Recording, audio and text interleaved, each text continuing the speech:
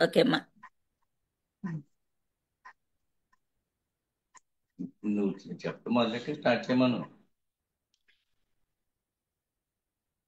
Praise lord madam, అందరికీ వందనాలు.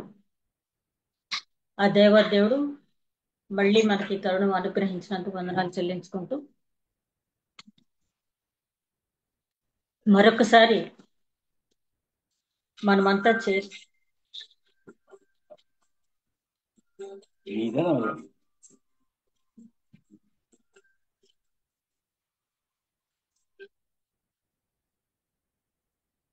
చెప్పమ్మా. నమస్తే. మరొకసారి వందనాలు చెల్లించుకుంటూ ఈరోజు మూలవాక్యం చూద్దాం అండి. ఎస్తేరు గ్రంథం 3వ అధ్యాయం 1వ వచనం. ఎస్తేరు గ్రంథం 3వ అధ్యాయం 1వ వచనం. ఈ సంగతులైన తర్వాత రాజైన అహేశ్వరసు హమ్మెదాత కుమారుడును అగాగీయుడునకు హామానును ఘనపరిచి వాని హెచ్చించి వాని పీఠమును తన దగ్గరనున్న అధిపతులందరికంటే ఎత్తుగా ఉంచెను. మరొకసారి చూద్దాండి వాక్యం. ఈ సంగతులైన తర్వాత రాజైన అహేశ్వరోషు హమ్మెదాత కుమారుడును అగాగీయుడునకు హామాను గనపరిచి వాని హెచ్చించి వాని పీఠమును తన దగ్గరనున్న అధిపతులందరికంటే ఎత్తుగా ఉంచెను. ప్రేమ మెడన్ మా తండ్రి, ఇంతవరకు క్షేమంగా కాపాడి ఈ తరుణం మాకు అనుగ్రహించినంత వందనాలు తండ్రి. మేమేమై ఉన్నామో కేవలం అది నీ ఉచితమైన కృపలను అయినాను తండ్రి. ఈ ఉదయకాలం నుంచి నీ రెక్కల చాటున మమ్మల్ని భద్రపరిచిన విధానాన్ని బట్టి వందనాలు.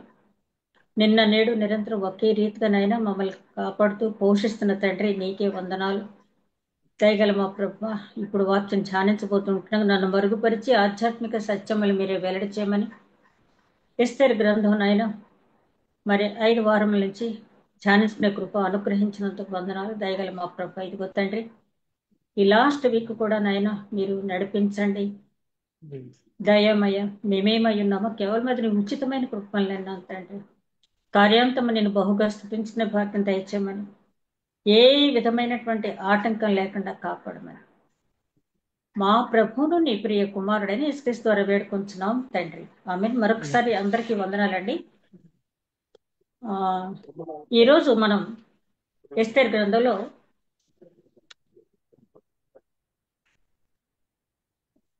హామాను క్యారెక్టర్ మనం ధ్యానించుకుంటూ ఉన్నాం. రాజైన అహేశ్వరోషు, వష్టి, అదేవిధంగా ఎస్తేరు, మొర్దెకై క్యారెక్టర్స్ ధ్యానించుకున్నాం. ఏ క్యారెక్టర్ దానికి ఇంపార్టెన్స్ కలిగి ఉన్నటువంటి క్యారెక్టర్స్. క్యారెక్టర్ వైజ్ అని కాదు కానీ ఎస్తేరు గ్రంథం ప్రారంభం నుంచి చివరి వరకు కూడా ఇన్ని వేల సంవత్సరాల తర్వాత కూడా మనకి ఎన్నో విషయాలు నేర్పించడానికి, నేర్చుకోవటానికి అవకాశం ఉందని ఇంతవరకు ధ్యానించిన దాన్ని బట్టి మనం తెలుసుకున్నాం. ఇప్పుడు హామాను గురించి మనం గమనించినట్టయితే, హామాను ఈ ఎస్తేరు చరిత్రలో యూదులకి వ్యతిరేకగా ఉంటూ ఒక దుష్ట పాత్ర పోషించినటువంటి వ్యక్తి హామాన్. హామాను గురించి మనం అహేశ్వరోషు ఎపిసోడ్ అయిన తర్వాత ఎస్తేరు మొదలుపెట్టిన దగ్గర నుంచి ఇంచుమించుగా మనం ఏదో సందర్భంలో హామాను గురించి మాట్లాడుకున్నాం. హామాను మెయిన్ యూదులకి వ్యతిరేకగా ఉండటం వల్ల అతను ఏదో రకంగా ఆ అహేశ్వరోష సంస్థానంలో ఉన్నటువంటి పారసీక దేశంలో ఉన్నటువంటి యూదుల్ని హతమార్చాలని కుట్ర చేసిన సందర్భంగా మొర్దెకైకి ఆ విషయం తెలిసి రాణివాసంలో ఉన్నటువంటి ఎస్తేరుకు చెప్పి ఏదో విధంగా మరి రాజు చేత ముందు ఇవ్వబడిన ఆజ్ఞ, యూదులను సంహరించాలని ఇవ్వబడినటువంటి ఆజ్ఞను తీయించి మరొక ఆజ్ఞను మళ్ళీ తిరిగి పుట్టించడానికి వారు చేసినటువంటి ప్రయత్నాన్ని మనం గమనించినట్లయితే 2వ అధ్యాయం చివరి వచనానికి వచ్చేటప్పటికి అక్కడ బిక్తా తెరెషు అనేవారు రాజు ప్రాణం తీయటానికి కుట్ర చేశారు. అయితే ఆ కుట్రని కనిపెట్టి మొర్దెకై ఎస్తేరు ద్వారా రాజుకు తెలియజేసి రాజు నిర్ధారించిన తర్వాత ఆ బిక్తా తెరెషు అనే వాళ్ళని ఉరి తీయటం జరిగింది. కానీ ఆశ్చర్యకరమైన విషయం ఏంటంటే రెండో అధ్యాయం చివరికి అది అయిన తర్వాత మూడో అధ్యాయం 1వ వచనం దగ్గరికి వచ్చేటప్పటికి రాజైన అహశ్వరోషు హామానుని ఎందుచేతనో మరి ఉన్న సంస్థానాల ఉద్యోగులందరికంటే ఆధిపత్యం ఇచ్చి తన తర్వాత నెక్స్ట్ స్థానం ఆయనకి ఇచ్చి తన పక్కన కూర్చోబెట్టుకున్నాడని చెప్పి ఇప్పుడు మనం చదివినటువంటి 3వ అధ్యాయం 1వ వచనంలో చూసాం. ఎందుచేత అంటే అది దైవ నిర్ణయం. మన తలంపులు వేరు, ఆయన తలంపులు వేరు. ఆ తర్వాత ఆ స్థానంకి వెళ్ళిన తర్వాత అతను దుష్టుడు కాబట్టి దుష్టాలోచనలే ఉంటాయి. రాజు నన్ను మంచి ఉన్నతమైన పదవిలో ఉంచాడు, ఉన్నతమైన ఆలోచనలు నేను ఉండాలి అని అంతకు ముందు ఎట్లాగున్నా రాజు తనతో ఈక్వల్ గా తనకు దగ్గరగా ఉన్న స్థానాన్ని నాకు ఇచ్చాడు కాబట్టి నేను మంచి మనసుతో మంచి బుద్ధితో ప్రవర్తించాలని ఆ బుద్ధి అతనికి లేదు. ఎందుకంటే దుష్టుడు ఎప్పుడు కూడా దౌష్ట్యాన్ని విత్తుతాడని చెప్పి దావీద్ మహారాజు అన్న మాటను మనం జ్ఞాపకం చేసుకుంటే ఆ దుష్టుడు ఎప్పుడు కూడా హృదయం నుంచి హృదయం నిండితే నోరు మాట్లాడద్ది. సజ్జనుడు తన హృదయం అనే ధననిధిలోంచి మంచి మాటలే తీసుకొస్తాడు, కానీ దుష్టుడు ఎప్పుడు కూడా దౌష్ట్యాన్ని విత్తుతాడు అన్నది సామాన్య విషయంగా మనం గమనించినట్టయితే ఆ తర్వాత 2వ వచనానికి వచ్చేటప్పటికి రాజు ఆజ్ఞ వేశాడు ఏంటంటే అందరూ కూడా హామానికి వంగి నమస్కరించాలి. ఆ రాజు ఆజ్ఞ మరి రాజు చూసి వేశారు. ఎందుకంటే అహేశ్వరుష్ గురించి మనం చూసినప్పుడు ఆయన చాలా తొందరపాటు నిర్ణయాలు తీసుకున్నట్టుగా మనం చూస్తాం. అంతకు ముందంతా మొర్దెకై హామానికి లేచి నమస్కరించకపోయినా మనసులో బాధపడ్డాడే తప్పించి ఏమీ చేయలేకపోయాడు. అయితే ఎప్పుడైతే తనకు పదోన్నతి లభించి రాజుకు దగ్గరగా వెళ్ళాడో అప్పుడు ఈ ఆజ్ఞ పుట్టించాడు ఏంటంటే ప్రతి ఒక్కరూ వంగి తనకి నమస్కరించాలని. అలా నమస్కరించాలని ఆజ్ఞ వచ్చిన తర్వాత ఇక్కడ మొర్దెకై మామూలుగానే తన డ్యూటీ తను చేసుకుంటున్నాడు కానీ వంగి నమస్కరించట్లేదు.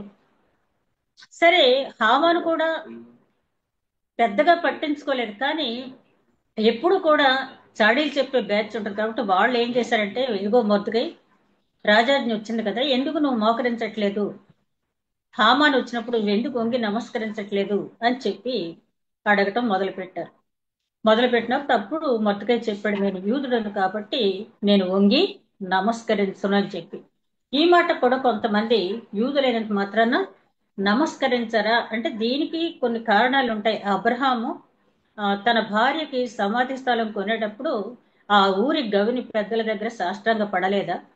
అలాగే యాకోబు ఏషావు దగ్గర 7 సార్లు సాష్టాంగ పడలేదా? అలాగే యోసేపు తన అన్నదమ్ముల దగ్గర సాష్టాంగ పడలేదా? వారు తన అన్నదమ్ములు యోసేపు దగ్గర సాష్టాంగ పడలేదా? ఇట్లాగా కొంతమంది అంటే నేను ఈ వాక్యాన్ని గురించి చదివేటప్పుడు కొన్ని క్రిటిసిజం బుక్స్ లో ఆ రకంగా ఇవ్వబడింది.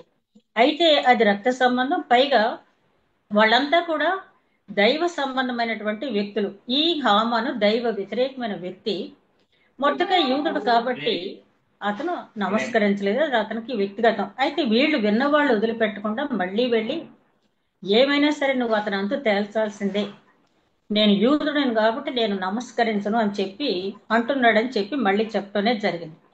ఇక 9వ వచనానికి వచ్చేటప్పటికి 6వ వచనానికి వచ్చేటప్పటికి యూదుడు కాబట్టి నేను నమస్కరించను అని చెప్పిన మాట విని హామాను మనసులో కలత చెంది మొర్దెకై ప్రాణం తీయటం మాత్రమే కాదు కానీ అదొక స్వల్ప కార్యం. మొర్దెకై జాతి ఏదైతే ఉందో యూదా జాతిని అంతటినీ కూడా ఒకేసారి సంహరించేయాలని ఒక పట్టుదలతో రాజు దగ్గరికి వెళ్ళాడు. అయ్యా, మీ సంస్థానంలో ఒక జాతి వారు ఉన్నారు, వారు మీ ఆజ్ఞలు పాటించట్లేదు. దానియేలు గ్రంథంలో కూడా ఇదే కదా, అలాగే చెప్పారు కదా, అలాగే ఇక్కడ కూడా మీ ఆజ్ఞలు పాటించట్లేదు, మిమ్మల్ని అసలు లెక్క చేయట్లేదు అని చెప్పి చెప్పవలసిన స్థాయిలో రాజుగారికి ఎక్కించవలసిన స్థాయిలో ఎక్కించిన తర్వాత సరే ఏం చేయమంటావు, అహేశ్వరేష్ గారికి ఎప్పుడు ఉన్న తొందరపాటే కదా, ఏం చేయమంటావు అంటే అయ్యా 20,000 మణుగులు వెండి తూచి ఇవ్వండి, మీ ఉంగరపు ముద్ర కూడా నాకు ఇవ్వండి అని చెప్పి అనగానే ఇచ్చేశాడు ఆయన. అంటే ఆ ఉంగరపు ముద్ర అనేది ఒక రాజుగారు ఉంగరపు ముద్ర అనేది ఒక గవర్నర్ స్టాంపుకు ఎంత విలువ ఉంటుందో ఆ రాజ్యంలో ఆ ఉంగరపు ముద్రకి కూడా అంతే విలువ ఉంటుంది. కానీ ఆ రాజుగారు వెంటనే ఇవ్వటం అనేది జరిగింది. హామాను అది చాలా సంతోషంగా తీసుకుని వెళ్ళాడు, ఎందుకంటే అతను యూదులకు శత్రువు. 3వ అధ్యాయం 6వ నుంచి 9వ వరకు తర్వాత 11వ వరకు చూస్తే ఆ వివరణ అంతా ఉంటుంది, మనం ఆల్రెడీ ధ్యానించుకున్నాం. ఇక 3 అధ్యాయం 11 దగ్గరకు వచ్చేటప్పటికి హామాను యూదులకు శత్రువు కదా. 13 దగ్గరకు వచ్చేటప్పటికి అతను ఏం చేశాడంటే, సరే మామూలుగా సంహరించడం కాదు, ఇది దేవతని విచారించి దేవత పర్మిషన్తో మనం ఈ పని చేయాలని చెప్పి పారసీక పూజారి దగ్గరికి వెళ్ళాడు. వెళ్ళి, అయ్యా నేను ఇలా యూదులను అందరినీ కూడా సంహరించాలనుకుంటున్నాను, దానికి మంచి ముహూర్తం పెట్టమన్నాడు. ఇతను ఎప్పుడు వెళ్ళాడంటే సీజన్ అనే 3వ నెలలో వెళ్ళాడు. అక్కడి నుంచి మొదటి నెల నుంచి చీటీలు వేసుకుంటూ వచ్చారు, అంటే ఏ నెల సంహరిస్తే బాగుంటుందని అది ముహూర్తం పెట్టడానికి. మన పరిశుద్ధ గ్రంథంలో ఏమిటి, చీట్లు వేయట మనుషుల వశం, తీర్పు తీర్చడం దేవుడి వశం. కాబట్టి చీట్లు ఒడిలో వేయబడితే తీర్పు దేవుడు ఇస్తాడు. ఆ పార్షిక పూజారి పెట్టాడు అదారు నెల అంటే 12వ నెల 13వ దినాన్న వీళ్ళని అందరినీ కూడా హతమార్చడానికి మంచి ముహూర్తం అని పెట్టాడు. అంటే 11 నెలల దగ్గర దగ్గర ఇతనికి సమయం దేవుడే అక్కడ ఆ పారసీక పూజారి ద్వారానే ఆజ్ఞాపించడం జరిగింది. ఎందుకంటే మా హృదయాలోచన మనుషుని వశం, దాన్ని స్థిరపరచుట దేవుని వశం. మ్యాన్ ప్రపోజెస్, గాడ్ డిస్పోజెస్ అంటాం కదా. అలాగా ఇతను ఏమనుకున్నాడంటే ఇమీడియట్ గా సంహరించేయాలనుకున్నాడు. కానీ ఇతను కూడా ఒక చంద్ర ఆరాధకుడు, అంటే చంద్రదేవుని ఆరాధకుడు. ఇతను కూడా ఒక దేవత భక్తుడు. ఆ దేవత చెప్పిన ప్రకారం చేద్దాం అనుకున్నాడు. ఆ దేవతలు నడిపించేవాడే సృష్టికర్త అయిన యెహోవా. కాబట్టి ఆ పారసీక పూజారితో 12వ నెల 13వ తేదీన ఖరారయ్యేటట్టు దేవుని చిత్తంగా జరిగింది. ఆ జరిగిన వెంటనే ఏం చేశాడంటే అంచెగాండ్రని పంపించి ప్రతి సంస్థానానికి కూడా రాజు ఆజ్ఞ పంపించేస్తాడు. ఎందుకంటే రాజు ఆజ్ఞ ఉంగరపు ముద్ర ఇతని దగ్గర ఉంది కాబట్టి ఇక ఆటంకం లేదు. ప్రతి సంస్థానంలో ఉన్న యూదులందరినీ కూడా ఆదారు నెల 13వ తేదీన సంహరించేయాలని చెప్పి ఆజ్ఞ వెళ్ళిపోయింది. వెళ్ళిపోయేటప్పటికి ఆజ్ఞాపత్రం బొద్దుకైకి వచ్చింది. వచ్చిన తర్వాత ఆయన ఎస్తేరు కబురు పంపటం, ఎస్తేరు ఉపవాసం ఉండి రాజు దగ్గరికి వెళ్ళటం, ఆ తర్వాత రాజును విందుకు పిలవటం, ఇవన్నీ కూడా మనం ధ్యానించుకున్నాం.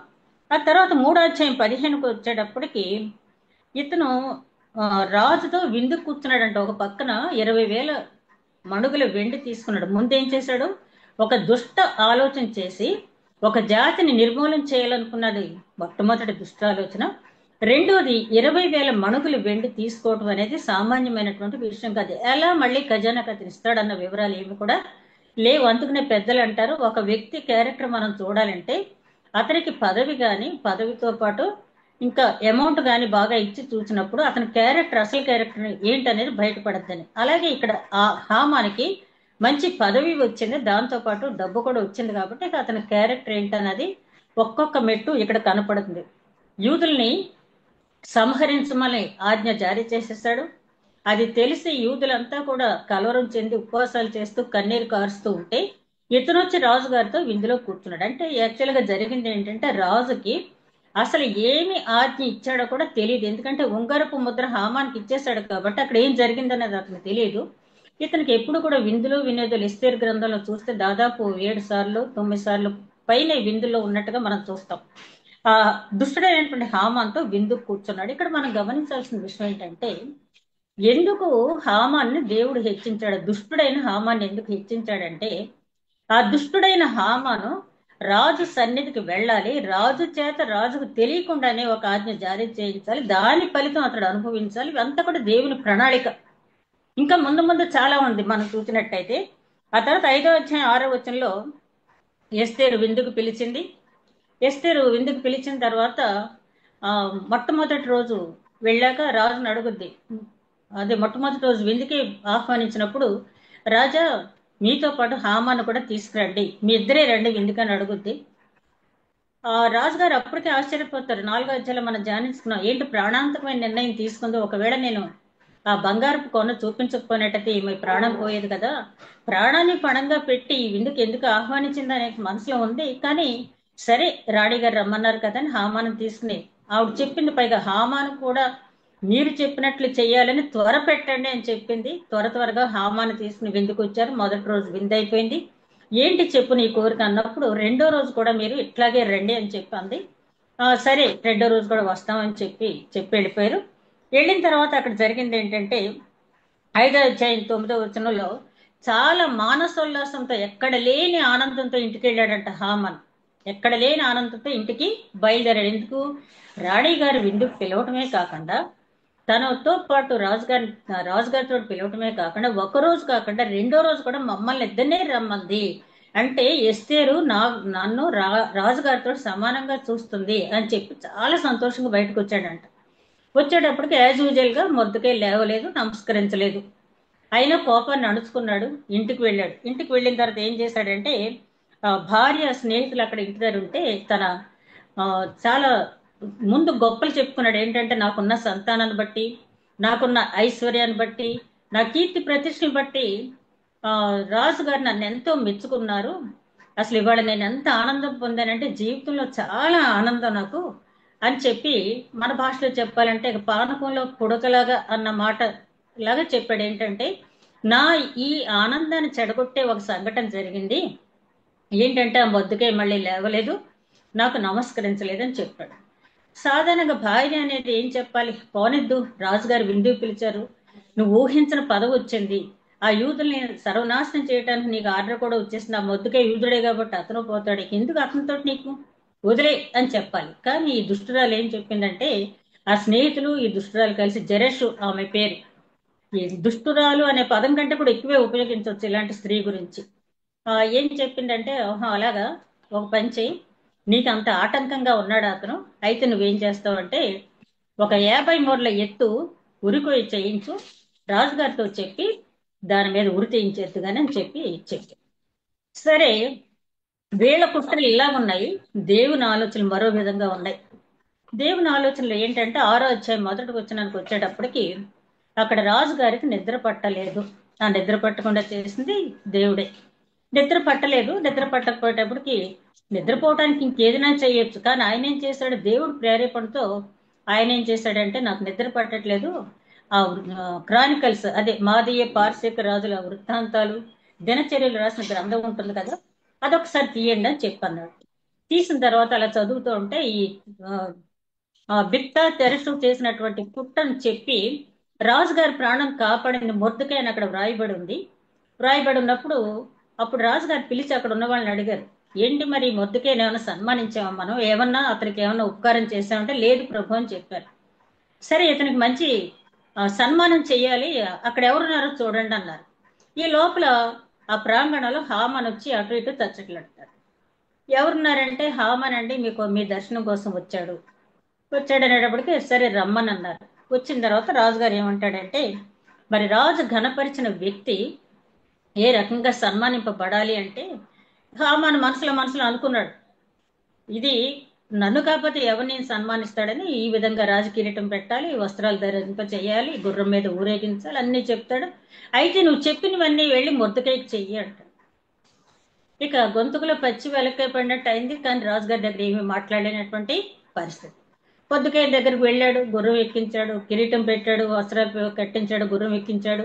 రాజు గణపరచదలిచిన వానికి ఇట్లాగా సన్మానం జరుగునని అతనే ప్రకటించుకుంటా వీధుల్లో ఊరేగించాడు. మొద్దుకాయ ఇదేం పట్టించుకోలే. అది అయిపోయిన తర్వాత యాజ్ యూజువల్ గా అతను వచ్చి మళ్ళీ గుమ్మం ముందు డ్యూటీలో కూర్చున్నాడు. అంటే ఇక్కడ మనం గమనించాల్సింది ఏంటంటే, ఒక్కొక్కసారి దుష్టుని దేవుడు ఎందుకు హెచ్చిస్తాడు అంటే, వారి పాపం పండిన తర్వాత వారి వారికి వేసే శిక్ష అనేది ఎట్లా ఉంటుందో హామాను జీవితాన్ని మనం చూస్తాం. మనం అనుకుంటాం ఆ 2వ అధ్యాయం చివరి వచనానికి 3వ అధ్యాయం 1వ వచనానికి ఎంత తేడా ఏంటి? దేవుడు వాళ్ళని పసిగట్టి రాజు ప్రాణం కాపాడిన మొద్దుకైనా ఏమీ సన్మానించకుండా ఈ హామాన్ని ఎందుకు హెచ్చించాడంటే, ఎవరిని తగ్గించాలో తెలుసు, ఎవరిని హెచ్చించాలో దేవుడికి తెలుసు. సరే, ఇది అయిపోయిన తర్వాత చాలా వేదనతో వెళ్ళాడు ఇంటికి.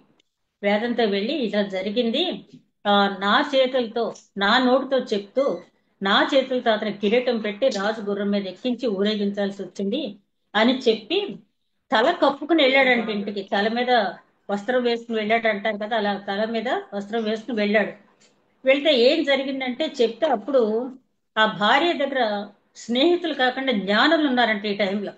వాళ్ళు అన్నారంట, అబ్బాయి నువ్వెవరితో పెట్టుకుంటున్నావు గొడవ, అతను కనుక యూదుడైతే అతని వల్ల నీకు నాశనం తప్పదు అని చెప్పారు. ముందు స్నేహితులు ఏం చెప్పారు? నువ్వు ఉరికై చేయించే అన్నారు. ఇక్కడ జ్ఞానులు ఏం చెప్పారంటే, అతను యూదుడైతే నీకు వినాశనం తప్పదని చెప్పారు. అంటే నువ్వు ఎవరితో స్నేహం చేస్తున్నావు అనేది కూడా మనం జాగ్రత్తగా చూసుకోవాలి. ఆ పనికిమాల స్నేహితులు ఇచ్చిన సలహా ఉరికోయి చేయించాడు. జ్ఞానులు ఇచ్చింది ఏంటంటే నువ్వు జాగ్రత్తగా నడు. అప్పటికే టైం దాటిపోయింది. వీళ్ళు ఇలా మాట్లాడుకుంటూనే ఉన్నారు. రాజుగారి సేవకుడు వచ్చి మళ్ళీ విందుకు పిలిచాడు. పిలిచిన తర్వాత అక్కడ జరిగింది ఏంటంటే, విందు ఆరగిస్తున్న టైంలో ఆ మళ్ళీ నీ కోరిక ఏంటని అడిగాడు. అప్పటికే 2 సార్లు 3 సార్లు రాజ్యంలో సగమైన ఇచ్చేయమంటావా అన్నాడు. అది మనం ఇదివరకే ధ్యానించుకున్నాం. నాకు రాజ్యంలో సగం కాదు కానీ ఆ మా జాతిని వినాశనం చేయడానికి ఒక పన్నాగం పన్నాడు ఒకడు. మా జాతిని మొత్తం సర్వనాశనం చేయడానికి, మమ్మల్ని అమ్మివేయటానికి, మమ్మల్ని సంహరించడానికి చూశాడు అని చెప్పంటే ఎవరతను అన్నాడు. అంటే అక్కడ ఎస్తేర్ చాలా జాగ్రత్తగా చెప్పుద్ది. మమ్మల్ని మమ్మల్ని మేము కోల్పోయినా మేము బాధపడం, అతను సరెండర్ అయిపోవటానికి కూడా మేము బాధపడం. కానీ మేము అతను సరెండర్ అయిపోతే రాజు అయిన మిమ్మల్ని మేము శ్రమ పెట్టిన వాళ్ళం అవుతాం అంది ఆవిడ చాలా జాగ్రత్తగా. అంటే రాజా నువ్వు తెలిసి తెలియకుండా ఆ ఉంగరం ఇచ్చేసావు, ఆ ముద్ర ఇచ్చేసావు, దానివల్ల ఇదంతా వచ్చిందని చెప్పకుండా, ఒకవేళ అతనికి ఆ దుష్టుడికి తల వంచి మేము సరెండర్ అయిపోతే సంహరింపబట్టాన్ని కూడా ఒప్పుకుంటే దానికి కూడా మేము సిద్ధమే. కానీ మేము తీసుకునే నిర్ణయం వల్ల నీవు శ్రమ పడతాం అనగానే రాజుకు అప్పుడు స్ట్రైక్ అయింది. స్ట్రైక్ అయ్యి వెంటనే విందు వదిలిపెట్టి ఆ ద్రాక్ష వనంలోకి వెళ్ళాడు. అక్కడ ఏదో ఇదంతా కూడా మన ఇదివరకే అంటే హామాన్ క్యారెక్టర్ వచ్చింది కాబట్టి మళ్ళీ ఒకసారి ఆ ద్రాక్ష వనం బాల్కనీలోకి వెళ్ళి ఆలోచించుకుంటున్నాడు. ఇంత పాపానికి ఉడికట్టాడు ఇతనని చెప్పి చాలా కోపంతో వచ్చాడు. ఈ లోపల ఇతను కర్మగాలి ఎస్తేర్ని ఆ బతిమిలాడదాం లేకపోతే వేడుకుందాం అని అనుకున్నాడు. ఏమో ఆ ద్రాక్ష రసం మత్తు ఎక్కువైపోయిందో ఆ బెడ్ మీద పడి ఉన్నాడు. పడి ఉండేటప్పటికి వెంటనే రాజుగారు చూసి నా ఎదుటే రాణిని బలవంతం చేస్తాడు ఇతను, ఎవరెక్కడైనటువంటి వాళ్ళు వచ్చారు, ముఖాన్ని ముసుగు వేశారు. ఆ ఎక్కడైతే మొద్దుకైన ఉరి తీయాలని ఆ 50 మూరల ఎత్తు ఉరికొయ్యి ఉందో దాని మీద ఇతన్ని హామాన్ని ఉరి తీశారంటే గొయ్యి త్రవ్వేవాడు దాంట్లోనే పడతాడు, కత్తి పట్టినవాడు కత్తితోటే సంహరించబడతాడు అన్నది మనకు తెలుసు కదా. అదే విధంగా ఆ తర్వాత మనం చూసినట్టయితే ఆ తర్వాత వచనాల్లో ఆ హామాన్ని హామానుకి ఇచ్చినటువంటి ఉంగరాన్ని తీసి ఎస్తేర్కి ఇచ్చి, అలాగే హామాని ఇంటిని మొర్దుకైకి ఎస్తేర్కి అప్పచెప్తాడు రాజు. ఇది మనం చదువుతూ ఉంటే మనకు ఒక సంఘటన గుర్తొస్తుంది. ఏంటంటే అతని ఇల్లు వేరొకరికి ఇవ్వబడునని ఇస్కరియోతు యూదా గురించి చెప్పబడినటువంటి ప్రవచనం లాంటిది ఇది కూడా. అతని ఇల్లు ఇవ్వబడింది, అతని అధికారం కూడా ఎస్తేర్కి మొర్దుకైకి ఇవ్వబడింది. ఇవ్వబడిన తర్వాత ఎస్తేరు ఒక కోరిక, నీకు ఇంకా ఏం కోరిక ఉంది అంటారు. అప్పటికే 500 మందిని సూజన్ కోట్లో ఉన్నటువంటి ఈ హామాను చెందినటువంటి హామాను జాతి వారిని సంహరించడం అయింది. అదేవిధంగా మరొక 300 మందిని బయట సంహరించడం అయింది. ఆ తర్వాత 75,000 మందిని బయట సూజన్ కాకుండా, సూజన్ అనేది శీతాకాలపు రాజధాని పట్టణం, అక్కడ కాకుండా వేరే ప్రాంతాల్లో మొత్తం ఆ రాజ్యం అంతా కలిపి 75,000 మందిని చంపేశారు. ఇక్కడ గమనించాల్సింది ఏంటంటే, అంటే ఎంత మంది అక్కడ ఉన్నారు, ఈ పారసీక దేశంలో వీళ్ళు ఎంత మంది ఉన్నారు అనేది ఆలోచిస్తే దాదాపు 1,00,000 మంది వరకు ఉన్నట్టుగా. అంటే వీళ్ళు కాకుండా మొద్దుగా ఒక ఆప్షన్ ఇచ్చాడు. ఏంటంటే ఎవరైతే సృష్టికర్త అయిన అదే ఎవరైతే యూదా మతానికి వస్తారో, యూదా మతానికి రావటం అంటే దేవుడిని అంగీకరించడమే కదా, ఈ దేవుడు అనే మాట అక్కడ వాడకపోయినా ఎవరైతే యూదా మతాన్ని అంగీకరిస్తారో వాళ్ళని వదిలిపెట్టేస్తున్నారు. చాలా మంది అప్పటికే వచ్చేసారు. వాళ్ళు కాకుండా మేము అంగీకరించము అని చెప్పిన వాళ్ళే 1,00,000 మంది ఉన్నారు. అంటే పారసీక దేశంలో హ్యామాను జాతి ఎంతమంది ఉన్నారో మనం చూస్తాం. ఆ తర్వాత ఆ రాజుగారు అడుగుతారు, ఇదిగో ఇంతమందిని చంపేశారు, నీకు అతను ఇల్లు ఇచ్చాము, నీకు ఉంగరపు ముద్ర కూడా ఇచ్చారు, ఇంకేం కావాలి నీకు అని అడుగుతాడు. అడిగితే రాజా మరి అతని 10 మంది కుమారులను ఉరి తీశారు కదా, హామాన్ యొక్క 10 మంది కుమారుల్ని చంపేశారు కదా, వారి ఉరికొయ్య మీద ఉరి తీయండి అని అడుగు. అది కూడా రాజు పర్మిషన్ ఇస్తాడు. ఎందుకు ఉరి తీయమంది అన్నది మనం ఇంతకు ముందు ధ్యానించుకున్న ధ్యానించుకున్న ఏంటంటే అది విజయ సూచిక, తర్వాత మిగతా వారికి హెచ్చరిక అది. అందుకని ఆ రకంగా వాళ్ళని చనిపోయిన వారిని కూడా పనిగట్టుకుని ఉరి తీయటం జరిగింది. అంటే జెరెషు లాంటి భార్య ఇచ్చిన సలహా వల్ల భర్త ప్రాణాన్ని పోగొట్టుకుంది, అదేవిధంగా తన 10 మంది కుమారులు పోగొట్టుకుంది, సర్వస్వం పోగొట్టుకుంది. ఇట్లాంటి స్త్రీని మనం చూసినప్పుడు భర్త ఒకవేళ తప్పు మార్గంలో నడుస్తున్నా కూడా సరిదిద్దవలసిన బాధ్యత ఒక గృహిణిగా మన మీద ఉన్నది. అబీగయల్ గురించి తెలుసు కదా. మరి అబీగయల్ భర్త అతను చాలా ఆ మొరటవాడు నాబాల్ అన్న అతను. ఆ మొరటవాడు భార్య సుబుద్ధి గల రూపసి అంటారు కదా ఆవిడ్ని. ఆ దావీదు అతన్ని చంపడానికి వచ్చినప్పుడు ఎదురుపడి వెళ్ళి ఆపుతుంది. అప్పుడు దావీదు మహారాజు అంటాడు, అమ్మ, రక్తాపరాధం తగలకుండా నా చేతికి రక్తాపరాధం జరగకుండా నువ్వు ఆపావు. నీ భర్త ప్రాణాన్ని కాపాడుకోవటమే మాత్రమే కాకుండా రక్తాపరాధం నాకు కలగలేదు. ఎందుకంటే అప్పటి వరకు దావీదు చేసిన యుద్ధాలన్నీ కూడా దేవుడు చెప్తే చేసిన యుద్ధాలు తప్పించి తన సొంత నిర్ణయం ఎక్కడా తీసుకోలేదు. ఇక్కడ మాత్రం సొంత నిర్ణయం తీసుకున్నాడు కాక రక్త అపరాధం తన చేతికి అంటుకునే బాధ ఉంది. అది తప్పించబడింది. అంటే ఒక గుణవతి అయిన భార్య ఉంటే ఏ విధంగా తన భర్తని తన రాజ్యాన్ని కాపాడుకుంటుందో చూడొచ్చు. జెరుషల్ లాంటి భార్య ఉంటే తన ఇంటిని సమస్తం పోగొట్టుంది. కాబట్టి ఇట్లాంటి వారి జీవిత చరిత్రలు చదివేటప్పుడు ఒకవేళ భర్త తప్పు నిర్ణయం తీసుకుంటే భార్య, భార్య తప్పు నిర్ణయం తీసుకుంటే భర్త తప్పనిసరిగా సరిదిద్దాలి, వాక్యానుసారంగా హెచ్చరించాలి. లేకపోతే హామాని ఇంటిలాగానే అయిపోయే ప్రమాదం ఉంది. అదే విధంగా రాజు గారితో ఇంకొక ఆజ్ఞ చేయించుద్ది ఏంటంటే పూరీం అనే పండగ చేసుకోవాలి. ఆ పూరీం అనే పండగ చేసుకోవాలి. ముందేమో అడ్వైజ్ ఇవ్వడం జరుగుద్ది. తర్వాత దాన్ని ఆచరించాలని ఆజ్ఞ కూడా మొద్దుకై జారీ చేశాడు. ఎందుకు ఆజ్ఞ జారీ చేశారంటే పూరీం అనే పండగ ద్వారా పేదలకి బహుమతులు, కానుకలు ఇచ్చుకునే పండుగ.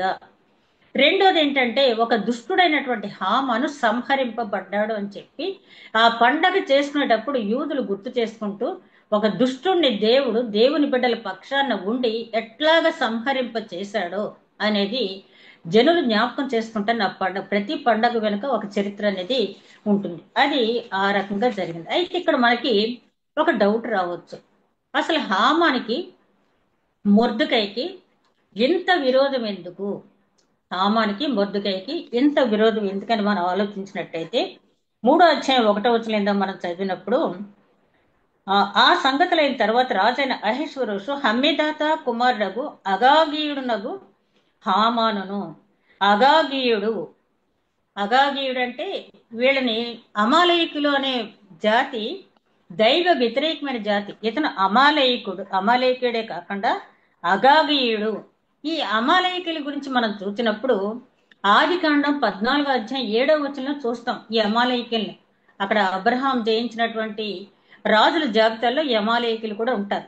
ఆ తర్వాత నిర్గమకాండం 17వ అధ్యాయం 14వ వచనంలో వీళ్ళ గురించి మనం అక్కడ చూస్తాం. నిర్గమకాండం 17వ అధ్యాయం 14వ వచనంలో మంచినీళ్ళు లేవని ఇశ్రాయేలీలు చాలా బాధపడతారు, సణుగుతారు, గొణుగుతారు. అప్పుడు ఒక బండ మీద కొట్టమని దేవుడు చెప్పటం, ఆ జలాలు ప్రవహించడం, అదంతా కూడా మనకు తెలిసిందే. అయితే అక్కడ జరిగింది ఏంటంటే కొన్ని విషయాలు విపులంగా రాయటానికి కుదరదు. కాబట్టి మరి నేను తర్వాత స్టడీ బైబిల్లో క్రిటిసిజం బుక్స్ లో చూసినప్పుడు ఆ రెఫ్యూజీం అనే ప్రాంతంలో ఏం జరిగిందంటే ఫస్ట్ వాటర్ వార్ అనేది అక్కడ ప్రారంభమైంది, నీటి యుద్ధం అనేది అక్కడ ప్రారంభమైంది. మొన్న ఒకసారి గుడ్ ఫ్రైడేకి మా చర్చికి ఒక స్పీకర్ వచ్చి ఆయన చెప్తున్నారు, 3rd వరల్డ్ వార్ అనేది నీటి యుద్ధంగా జరుగుద్ది, నీటి కోసం కొట్టుకుంటారని. ఆ రోజుల్లోనే వాటర్ వార్ అనేది జరిగింది. ఎందుకంటే ఈ ఇశ్రాయేలీలకి నీరు దొరకకుండా చేయాలని వారు చూశారు. ముందు వాళ్ళు కాదేశు అనే అరణ్య ప్రాంతంలో ఉండేవాళ్ళు. ఆ తర్వాత వాళ్ళు ఈ సీనాయి అరణ్య ప్రాంతానికి వచ్చారు సరిగ్గా మోసే టైం. వీళ్ళకి ఉన్న పేరేంటంటే అమాలేకీయులు. అంటే తెలుగులో అర్థం ఏంటంటే నాకెడు వారు. అంటే వీరు ఎక్కడన్నా పాదం మోపితే అదంతా కూడా తుడిచిపెట్టుకుపోద్ది. అంటే వాళ్ళందరినీ కూడా పూర్తిగా తుడిచేస్తారు. వీళ్ళ విరోధుల్ని ఉంచరు. ఒక్కొక్క పురుగు ఒక్కొక్క వృక్షాన్ని ఆశ్రయించిందంటే పచ్చని ఆకు అనేది ఎక్కడ కూడా కనపడదు. అలాగా వీళ్ళు ఎక్కడైనా ఉన్నారు అంటే మొత్తం ఆ గ్రౌండ్ అంతా మొత్తం అసలు మనుషు సంచారమే లేనట్టుగా తుడిచేస్తారు మామూలుగా అంటారు కదా, ఏమీ మిగల్చలేదు విస్తరలో అని చెప్పి, అలాగనమాట. అట్లాంటి వారు వీరు. అయితే వీళ్ళు ఇశ్రాయేలీల మీదకి యుద్ధానికి వెళ్ళారు. ఎందుకు? దేవుడు వారిని కరుణించి వాళ్ళకి వాటర్ ఇచ్చాడు. ఇచ్చిన తర్వాత అక్కడ జరిగింది ఏంటంటే మన కొరింథీయులు రాసిన మొదటి పత్రిక 10వ అధ్యాయంలో చూస్తే ఆ బండ క్రీస్తే అని ఉంటుంది అక్కడ. అంటే వాళ్ళు రెఫీదీంలో బయలుదేరిన దగ్గర కనాను చేరే వరకు ఆ జలధార అట్లాగే ఇశ్రాయేలీల వెంటే వెళ్ళిందంట. వీళ్ళేంటంటే మా ప్రాంతంలో వాటర్ అది వీళ్ళు పట్టుకెళ్ళటువంటి జీవజలం దేవుడు వాళ్ళకి ఇచ్చాడు. అది అక్కడ చాలా భయంకరమైన యుద్ధం. ఎంత భయంకరమైన యుద్ధం అంటే అప్పుడు మోషే యెహోషువతో అంటాడు, నువ్వు యుద్ధం చెయ్యి, నేను దేవుని ప్రార్థిస్తాను అని చెప్పి ఆ కొండ మీద వెళ్ళి మోషే ప్రార్థిస్తాడు. చేతులు లాగుతూ ఉంటాయి. అప్పుడు అహరోను హూరు చెరో పక్కన సపోర్టింగ్ గా ఒక స్టిక్స్ పట్టుకుని ఉంటారు.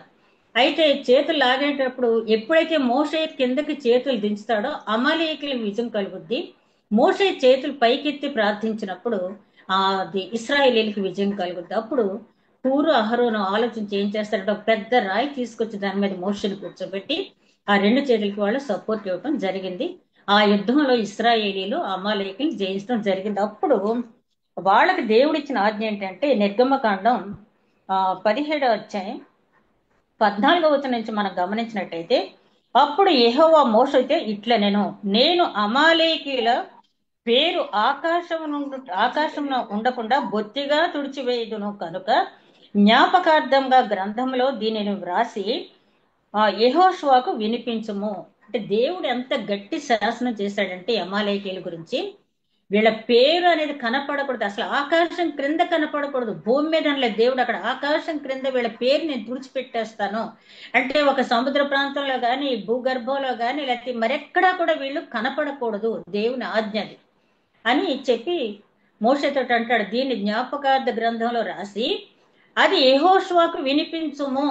యెహోషువ తర్వాత తరానికి వినిపిస్తాడు. తరతరాలకి కూడా అమాలేకీయులకి దేవుడు ఇచ్చినటువంటి శాపం ఏంటి, అమాలేకీయుల గురించి దేవుడు తీసుకున్న నిర్ణయం ఏంటి అనేది తెలియాలని చెప్పి దేవుడు ఆ ప్రకారంగా చేస్తాడనమాట.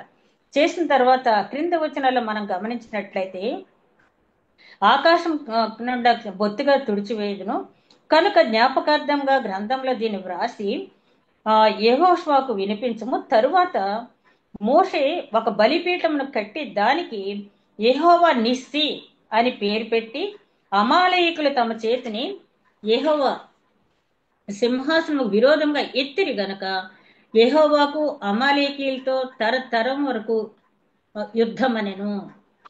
అంటే అమాలేకీయులు ఎవరికి విరోధంగా చెయ్యెత్తారు? ఇశ్రాయేలీయులు కాదు. అక్కడ చెప్పబడిన మాట మోషే ఏమంటున్నాడు, అమాలేకీయులు ఈ దేవునికి వ్యతిరేకంగా చెయ్యెత్తారు. దేవుని బిడ్డలైనటువంటి ఇశ్రాయేలీలతో యుద్ధం చేసి దేవునికి వ్యతిరేకంగా చెయ్యి ఎత్తారు కాబట్టి తరతరములు కూడా అమాలేకీయులకి ఇశ్రాయేలీలకి యుద్ధము. అది అక్కడ వ్రాయబడింది. అది ఆ చరిత్ర మొర్దెకైకి తెలుసు, హామానికి తెలుసు. ఎందుకంటే హామాను జాతి వారు ఎప్పటి నుంచో ఆదికాండంలో అబ్రహాం గారు అక్కడికి వెళ్ళక ముందు నుంచే అరణ్య ప్రాంతాల్లో వాళ్ళు ఉన్నారు కాబట్టి ఆ చరిత్ర అంతా వాళ్ళకి తెలుసు. సహజంగా వాళ్ళకి ఏంటంటే ఆ శత్రువుల్ని వ్యతిరేకించాలి, వాళ్ళు నిర్మూలన చేయాలి వాళ్ళకుంటది, ఈ శత్రువులు నిర్మూలన చేయాలి వీళ్ళకుంటది. తర్వాత వీళ్ళు న్యాయాధిపతుల గ్రంథంలో 6వ అధ్యాయం 3వ వచనంలో చూస్తే, గిద్యోను న్యాయాధిపతిగా ఉన్నప్పుడు వీరు మిద్యానీయులు తోడుగా తెచ్చుకొని ఇశ్రాయేలీయుల మీదకి యుద్ధానికి వచ్చారు. ఆ యుద్ధంలో కూడా వీరు ఓడిపోయారు. అక్కడ మరి గిద్యోను బలపరాక్రమ దేవుడు గిద్యోను ఉపయోగించుకుని వాళ్ళని ఓడించడం జరిగింది.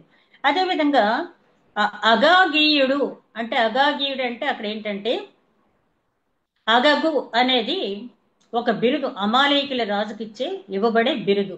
అమాలేకీయుల రాజులు బహు పరాక్రమవంతులు.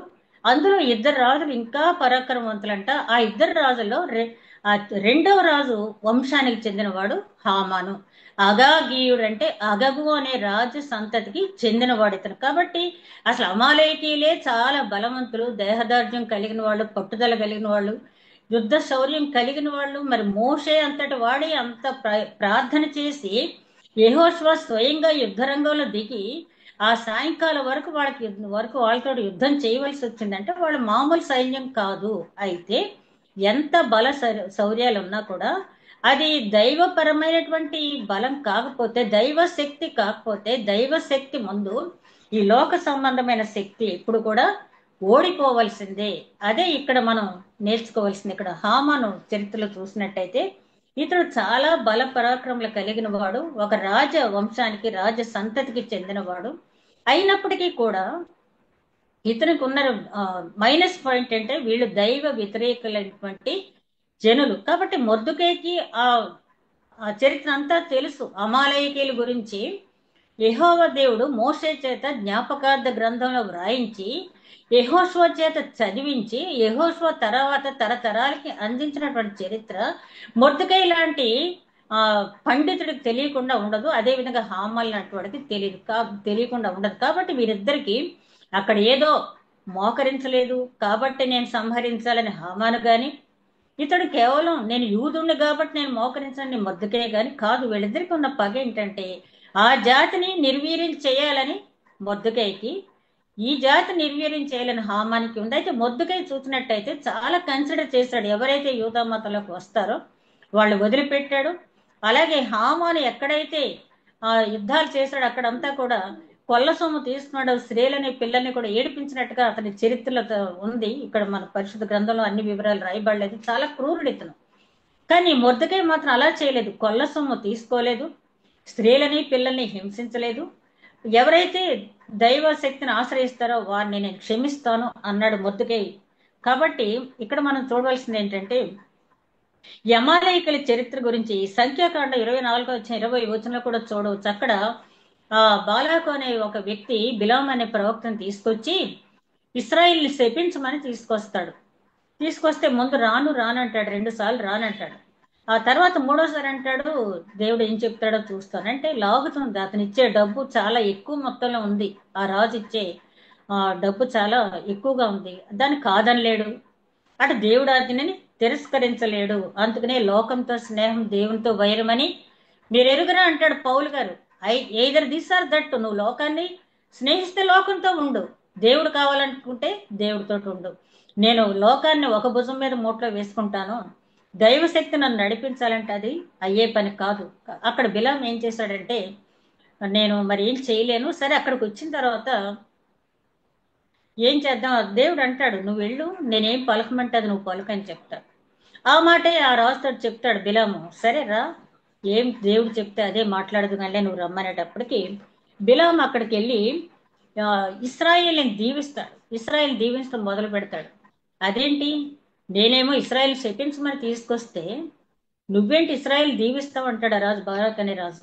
అప్పుడు బిలాం అంటాడు నేనెవరిని దీవించడానికి శపించడానికి, దేవుడు నాతో ఏం చెప్తే అదే నేను మాట్లాడతాను తప్పించి నేను సొంతగా మాట్లాడగలిగింది ఏది కూడా లేదు అంటాడు. అదే సంఖ్యాకాండ 24 అంటాడు, రాబోయే క్రీస్తు గురించి చెప్తూ నక్షత్రము యాకోబులో ఉదయించిన ప్రవచనం చెప్పాడు. అక్కడ రాజదండం ఇస్రాయేల్ నుంచి లేచినని చెప్పిన తర్వాత అక్కడ బిలాం అంటాడు అమాలేకీల్లో చాలా మంది నశిస్తారు, మీ అమాలేకుల రాజు కంటే కూడా చాలా బలవంతుడైన రాజు వస్తాడు. అంటే అమాలేకులు ఎంత గట్టివాళ్ళు అక్కడ మనకు అర్థం అవుతుంది. అమాలేకులను అడచటానికి అంత శక్తివంతుడైన రాజు దేవుని హస్తం తోడుగా ఉంటేనే తప్పించి వీళ్ళని ఓడించలేమని చెప్పి బిలాం అక్కడ ప్రవచించాడు. అట్లాగే ఇక్కడ దేవుని హస్తం తోడుగా ఉండి మొద్దుకైతో ఎస్తేర్ని ఉపయోగించుకుని వాళ్ళని అక్కడ హతమర్చడం జరిగింది. తర్వాత మనం గమనించినట్లయితే అమాలేకుల చరిత్ర సమూయేలు మొదటి గ్రంథం 15 కూడా మనం చూడవచ్చు. అమాలేకుల రాజైన అగగును సౌలు పట్టుకున్నాడు. అమాలేకుల్ని పూర్తిగా తుడిచిపెట్టేయమని చెప్పి దేవుడు ఆజ్ఞించాడు. సౌలు ఇశ్రాయేలుకి మొట్టమొదటి రాజైనటువంటి బెన్యామీను గోత్రికుడైనటువంటి సౌలుకి ఆజ్ఞ ఇచ్చాడు దేవుడు, నువ్వు వెళ్తున్నావు అమాలేకులు పూర్తిగా సంహరించేయి, అక్కడి నుంచి ఏమీ తీసుకురావద్దని చెప్పి ఎరికో గురించి ఎట్లాగైతే చెప్పాడో ఆయన అక్కడ కూడా అది అమాలేకుల గురించి అట్లాగే చెప్పడం అనేది జరిగితే సౌలు పాపం వెళ్ళాడు, చాలా గొప్ప యుద్ధం చేశాడు. కానీ ఒక చిన్న విషయం సొంత ఆలోచన చేశాడు. గొర్రెను ఎడ్లను బాగా ఫ్యాటీగా ఉన్న వాటిని తీసుకొచ్చి, అంటే బాగా బలిసిన వాటిని తీసుకొచ్చి దేవుడికి బలి ఇద్దాం అనుకున్నాడు. వాళ్ళతో పాటు ఏమనుకున్నాడంటే ఈ అగగు అనే రాజు సామాన్యమైనటువంటి వ్యక్తి కాదు కదా, ఇతడు చాలా బల సౌజాలు కలిగినటువంటి వ్యక్తి కదా, ఇతడు చాలా పేరు ప్రతిష్టలు పొందిన వ్యక్తి కదా, ఇంతకు ముందు రాజులు ఎవ్వరూ కూడా ఈ అగగును ఓడించలేకపోయారు కదా, నేను కదా ఈ అగగును ఓడించాను, కాబట్టి ఇతన్ని 10 మంది అందరూ కూడా చూస్తుండగా అక్కడ బలిపీఠం దగ్గర బలి ఇవ్వాలి, ఈ పశువులు గొర్రెలు ఎడ్లని మేకల్ని ఎక్కడైతే బలిస్తానో అక్కడ ఈ అగగును కూడా బలి ఇవ్వాలని చెప్పి అగగుని సజీవంగా పట్టుకొస్తాడు. అసలు అది చాలా తెలివి తక్కువ ఆలోచన. ఫిలిష్తీయుడు గొలియాతుని చంపాడు, దావీదు ఏం చేశాడు, ఆ తలను పట్టుకొచ్చాడు కదా రాజు దగ్గరికి, సౌలు దగ్గరికి. ఇతనేం చేశాడంటే సొంత ఆలోచన చేశాడు, నేను సజీవంగా పట్టుకెళ్తే నన్ను అందరూ మెచ్చుకుంటారు. సౌలుకి ఎప్పుడు కూడా మనుషుల మెప్పు కోరుకుంటాడే తప్పించి దేవుని ఆజ్ఞను మొదటి నుంచే కూడా అతను పరిగణనలు తీసుకోలేదు. సరే, ఈ సంగతి తెలిసింది. సమూయేలు గారు వచ్చారు, ఆ పశువుల అరుపులు విన్నారు. ఏంటి ఇది, ఎక్కడి నుంచి వచ్చినాయి అని అడిగాడు. సౌలు మొత్తం చెప్పాడు, అలా తీసుకొచ్చాను అన్నాడు. ఒకడు బలులు అర్పించడం కంటే దేవుని ఆజ్ఞ వినటం, విధేయత చూపించడం దేవుడు కోరుకుంటాడు కదా. నీ బలులు కాదు కదా, ఆజ్ఞను అనుసరించకుండా నువ్వు అర్పించే బలులు దేవుడు ఇష్టపడతాడు అనుకున్నావా? దైవాజ్ఞను తిరస్కరించావు కాబట్టి ఇశ్రాయేలీల మీద నిన్ను రాజుగా ఉండకుండా దేవుడు నిన్ను తృణీకరిస్తున్నాడు అని చెప్పి చెప్పడం అనేది జరిగింది. ఇక ఎప్పుడైతే తృణీకరిస్తున్నాడని చెప్పి అదే 15 అధ్యాయం 22వ వచనంలో చూస్తాం. ఇక సౌలు వెంటనే దుఃఖంతో తిరిగి వెళ్ళిపోయాడు. ఇక ఆ పశువులు ఇవ్వటం లేదు, ఈ అగగు రాజు కూడా తప్పించుకున్నాడు. అక్కడ సౌలు చేత అలా తప్పించుకున్నాడు. తర్వాత దావీదు మహారాజు టైంలో కూడా ఇతను అనేక సార్లు అమాలయకులు దావీదుతో యుద్ధం చేశారు. ఆ తర్వాత రాజులతో కూడా వీళ్ళు యుద్ధం చేశారు. చివరికి ఎస్తేరు గ్రంథంలో ఈ మొర్దెకై ద్వారా దేవుడు మొర్దెకైని ఎస్తేరుని ఉపయోగించుకుని ఈ అమాలయకీల సంతతి అయినటువంటి ఈ అగగు జాతికి చెందినటువంటి ఈ హామాన్ని సంహరించడం ద్వారా ఇక అమాలయకుల పేరు అనేది భూమి మీద ఆకాశం క్రింద తుడిచిపెట్టుకుపోయింది. దేవుడు ఎక్కడైతే మోషే గ్రంథంలో అదే నిర్గమకాండంలో 17 అధ్యాయం 14వ వచనంలో దేవుడు ఆజ్ఞ ఇచ్చాడో, ఈ ఆజ్ఞ ఇక్కడికి వచ్చేటప్పటికి అది నెరవేర్పు జరిగింది. అంటే మనం ఆలోచించవలసింది ఏంటంటే, ఇక్కడ దైవ వ్యతిరేకంగా వీరు చెయ్యెత్తారు కాబట్టి దేవుడికి వీళ్ళకి అమాలేకులకి విరోధం అని చెప్పి చెప్పటమే జరిగింది. అంటే అక్కడ అమాలేకులనే కాదు, కానీ ఎవరైతే దేవుని ఆజ్ఞ కంటే సొంత ఆలోచన చేస్తారో వాళ్ళు సౌలులాగా నష్టపోతారు. రెండోది, ఎవరైతే తన బలాన్ని చూసుకుని, అందుకని అంటాడు కదా ఇర్మియా గ్రంథకర్త 9వ అధ్యాయంలో, అతిశయించేవాడు ఇప్పుడు కూడా తన బల శౌర్యాన్ని బట్టి, తన ఐశ్వర్యాన్ని బట్టి, జ్ఞానాన్ని బట్టి అతిశయించకూడదు, కానీ సృష్టికర్తను దగ్గర నుంచి తెలుసుకుంటాం, ఎంతవరకు నేను తెలుసుకున్నాను అనే దాన్ని బట్టి మాత్రమే అతిశయించాలని చెప్పి. అదేవిధంగా పేతురు గారు అంటారు కదా, మీరు దేన వస్త్రం ధరించి, దేన మనసు ధరించి బలిష్టమైన ఆయన చేతి కింద మీరు ఉన్నప్పుడు తగిన కాలంలో ఆయన మిమ్మల్ని హెచ్చిస్తాడు, అంతే తప్పించి నేను ఇంత బలశాలిని కాబట్టి అంతే కదా. మరి అది ఎవరు గొలియాతు ఏమనుకున్నాడు, ఇతనెంత, ఈ చిన్న కుర్రోడు నన్ను ఏం చంపుతాడని చెప్పి అనుకున్నాడు. దావీదు ఏమంటాడు, సున్నతి లేని ఈ ఫిలిష్తీయుడా దేవుని బిడ్డల్ని ఇలా ఛాలెంజ్ చేసి మాట్లాడుతున్నాడు. అంటే యుద్ధము యెహోవాదే అన్నాడు. అంటే అక్కడ దావీదుకున్న జీలు ఏంటంటే, ఈ సున్నతి లేని ఫిలిష్తీయుడు నా ప్రజలు, దేవుని ప్రజలు ఛాలెంజ్ చేస్తాడా అని చెప్పి. కాబట్టి నీకు గొలియాత్తో పోల్చుకుంటే అంతటి బలశాలు మనం చూడం. నిమ్రోదు, గొలియాతు వీళ్ళందరూ కూడా చాలా బలశౌర్యాలు కలిగినటువంటి, కానీ వారు దేవుని దగ్గర, దేవుని బిడ్డల దగ్గర నిలవలేకపోయారు. ఎస్తేరు గ్రంథంలో మనం నేర్చుకోవాల్సింది ఏంటంటే, హామాను అక్కడ చనిపోయాడు, కానీ హామాను వారసులు ఇంకా మన మధ్య ఉన్నారు. ఇట్లాంటి దుష్ట తలంపులు ఉన్నవారు, దైవ వ్యతిరేకమైన ఆలోచనలతో దేవుని యందు భయభక్తులు గలవారిని ఏం చేశాడు దేవుడు మీకు? ఎప్పుడు దేవుడు దేవుడు అంటారు, 24 గంటలు భక్తి ప్రార్థన అంటారు, కానీ మీకు ఏం కలిగింది అని చెప్పి. ఇప్పుడు మొర్దెకై తొందరపడలేదు, అయ్యో నేను ఇంత చేశానే, నన్ను హెచ్చించకుండా రాజు తీసుకెళ్ళి ఆ హామాన్ని హెచ్చించాడేంటని చెప్పి తొందరపడలేదు. వెళ్ళి యాజ్ యూజువల్ గా అతను తన గుమ్మం దగ్గర తన డ్యూటీలో కూర్చోడు. ఆ విధంగా మనం కూర్చున్నప్పుడు కాలములు సమయములు ఆయన చేతిలో ఉన్నాయి. ఆయన ఎప్పుడు ఎవరిని హెచ్చించాలో ఎవరిని తగ్గించాలో ఆయనకు తెలుసు. మొర్దెకైని ఎప్పుడు హెచ్చించాలో అప్పుడు హెచ్చించాడు, హామాన్ని ఎప్పుడు హెచ్చించాలో అప్పుడు హెచ్చించాడు. కానీ దుర్మార్గుల వద్దులట చూచి ఎవరు కూడా సంతోషించరు, నీతిమంతుల వద్దులట చూచి జనం సంతోషిస్తారంట. మొర్దెకై దేవునికి సంబంధించిన బిడ్డ కాబట్టి జనులు సంతోషించారు. ఈ అగాగీయుడైనటువంటి హమ్మెదాత కుమారుడు, హమ్మెదాత అంటే ఈ హామాను తండ్రి పేరు, వీళ్ళంతా కూడా చంద్రదేవుని ఆరాధకులు. మన అబ్రహాం గారు కూడా దేవుని ఎరుగక ముందు, దేవుని పిలుపు వినక ముందు చంద్రదేవుని ఆరాధకులు వీళ్ళందరూ కూడా. ఆ తర్వాత వీరు సృష్టికర్తను అనుసరించారు. వీళ్ళు ఆ చంద్రదేవుని ఆధారంగా చేసుకుని ఆ దేవతలోనే ఉన్నారు. మన ఇక్కడ ఆలోచించవలసిన విషయం ఏంటంటే, దేవుడు ఇట్లా ఎందుకు చేశాడని ఎప్పుడు కూడా మనం ప్రశ్నించుకోకూడదు. ఆయన ప్రణాళికలు మనకు తెలియవు. నా తలంపులు వేరు, మీ తలంపులు వేరే అని ఎప్పుడో చెప్పాడు. ఆకాశానికి భూమికి ఎంత వ్యత్యాసం ఉందో నాకు మీకు అంత వ్యత్యాసం ఉందని చెప్పాడు. ఆయన తలంపుల గురించి మనం ఇప్పుడు కూడా ప్రశ్నించకూడదు. కానీ ఆయన చిత్తానికి మన జీవితాన్ని ఎప్పుడైతే అప్పగించుకుంటామో ఆయన తగిన కాలంలో తగిన పరిష్కారం మన జీవితంలో ఎదురయ్యే సమస్యలకు ఇస్తాడు. అలాగే హామాను లాంటి దైవ వ్యతిరేకులు మన బాధ పెట్టేటప్పుడు మొద్దుకై ఎట్లాగైతే సహనం చూపించాడో, దేవుని వైపు చూచాడో, ఎస్తేర్ ఎట్లాగైతే దేవుని వైపు చూచిందో అట్లా దేవుని వైపు చూచినప్పుడు అక్కడ ఎస్తేర్కే కాదు, మొద్దుకైకే కాదు, ఈ రోజు వాక్యం ధ్యానిస్తున్న వింటున్న ప్రతి ఒక్కరికి కూడా ఆయన ఆ విజయం అనుగ్రహించడానికి సిద్ధంగా ఉన్నాడు. కాబట్టి ఈ గ్రంథం మనం ముగించుకునేటప్పుడు ముఖ్యంగా అహశ్వరోషు రాజులాగా అధికారం అంటే ఏదో జల్సాగా విందులు వినోదాలు అన్నట్టు భావించకూడదు. వష్టిలాగా అతిశయంతో తనకున్న సౌందర్యాన్ని బట్టి రాజాజ్ఞను తిరస్కరించకూడదు. జరషులాగా భర్తకి అనవసరమైన దుష్ట సలహాలు ఇవ్వకూడదు. ఎస్తేర్ లాగా దేవుని మీద ఆధారపడాలి. మొర్దుకై లాగా దేవుని మీద ఆధారపడాలి. అట్లాంటప్పుడు ఎంత హామాన్ లాంటి వాడని అయినా, గులియాత్ లాంటి వాడైనా, మరెవరినైనా, సింహాలనైనా, అగ్నిగుండాన్నైనా మనం జయించగలం. అట్టి నడిపింపు దేవుడు మనకి అనుగ్రహించునుగాక. దయగల మా ప్రభ ధ్యానించిన వాక్యం నూరంతలుగా ఫలించే వాక్యం దయచేయండి. మా ప్రభువును నీ ప్రియ కుమారుడని యేసుక్రీస్తు ద్వారా వేడుకొంచున్నాం తండ్రి. ఆమేన్.